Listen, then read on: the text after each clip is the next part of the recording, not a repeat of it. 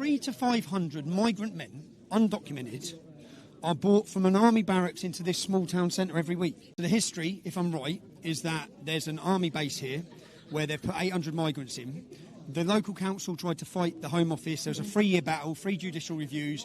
Keir Starmer, before the election, promised to close down this military base housing these migrants. But rather than close it down, he increased the capacity by 50%. So he's totally lied. This is the problem with politicians in the UK.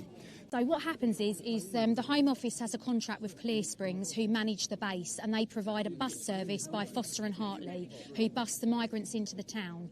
On a Thursday, that can be anywhere between 300 to 500 migrants. All men.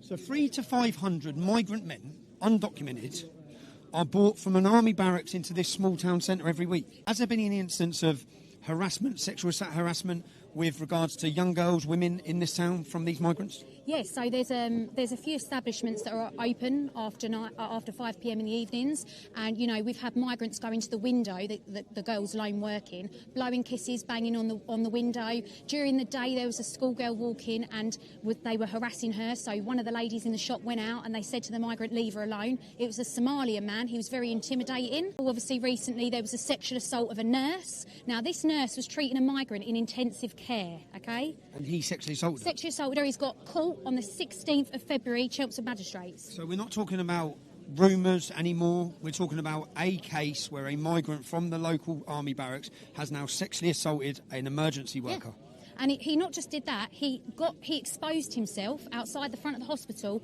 and urinated on the floor in front of women and children. He's back in the base too, allowed to... Yeah, he's been bailed back to the base, and we haven't had it confirmed if this migrant is actually allowed out. But I would imagine he is, But he because will be allowed out. The Home Office will be told, it's against his human rights. Well, what about the human rights of these women in this town So who are worried? he's not been remanded into prison, so the local community is still in danger if this man, let alone the others who we don't... And he's pled guilty.